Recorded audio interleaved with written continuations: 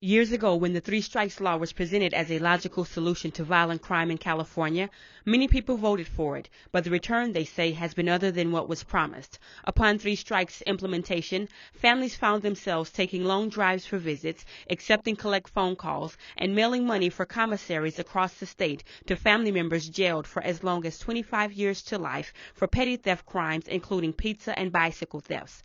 Steadily throughout the years, they have protested against Three Strikes and moved to amend it.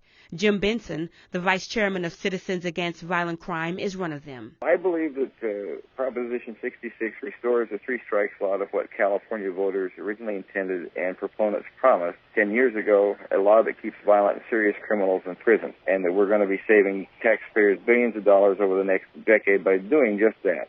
We continue to require mandatory increased sentences when convictions are for a violent or serious felony, such as rape, robbery, kidnapping, murder, child molestation. We believe that the Three Strikes Law should target those violent and serious criminals, especially those who prey on children. As of September 8th, the prison population in California was at 201.5%. If we are not able to release nonviolent, non-serious offenders who are serving under Three Strikes, who do we release? And I think part of that, you can see we're plea bargaining violent and serious cases every day to shorter sentences.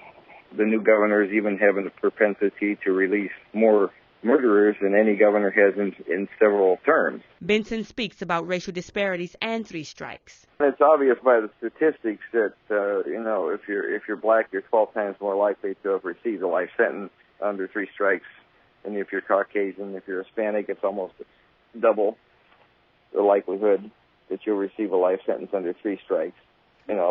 Fixing it's not going to take all the bias out of the justice system, but if you look even on the first offenders versus second offenders, the third offenders, it looks like a rocket ship going up. The disparity increases with each level. Mark Klass, whose daughter Polly was kidnapped and murdered in 1993, disagrees. I personally had concerns about that at the very beginning, but those concerns were addressed pretty early on. If there are disproportionate numbers of black men in California's penal system, I don't at all believe that you can point to Three Strikes as the reason for that happening.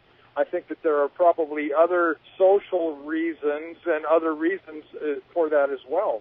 I really think that that's a red herring. Klass further explains his opinion about amending Three Strikes. Initially, 10 years ago, I was opposed to it, and I felt that it portrayed, I felt that there were some very realistic doomsday scenarios that could be played out that would